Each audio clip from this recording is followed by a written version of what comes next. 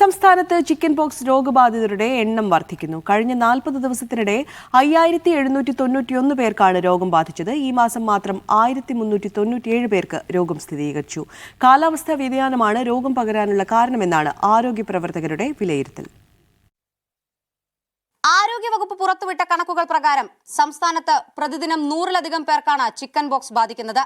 ജനുവരി മാസം മാത്രം 4394 പേർക്കാണ് രോഗം സ്ഥിരീകരിച്ചതെങ്കിൽ ഫെബ്രുവരി 1 മുതൽ 9 വരെ 1397 പേർക്കാണ് രോഗം ബാധിച്ചത്.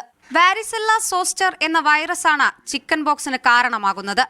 തണുപ്പുകാലത്ത് നിന്ന് ചൂടുകാലത്തേക്ക് കടക്കുമ്പോഴാണ് രോഗവ്യാപനം കൂടുന്നത്.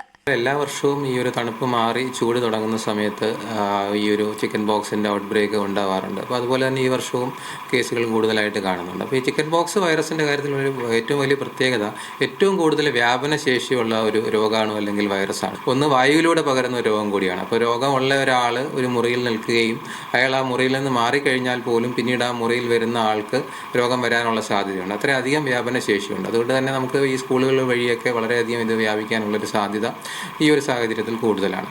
സംസ്ഥാനത്ത് ചിക്കൻ ബോക്സ് ബാധിച്ച ഈ വർഷം ഒരാളാണ് മരിച്ചത്.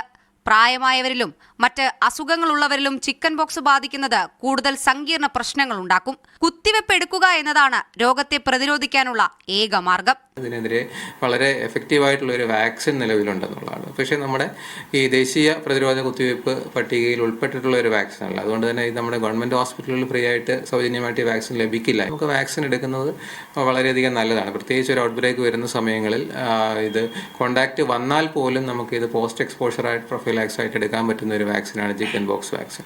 രോഗവ്യാപനം ഇനിയും വർദ്ധിക്കാനാണ് സാധ്യത. രോഗം ബാധിച്ചാൽ ഉടൻ വൈദ്യസഹായം തേടുകയും ഡോക്ടർമാരുടെ നിർദ്ദേശം സ്വീകരിക്കുകയും വേണം. മീഡിയ 1 തിരുവനന്തപുരം.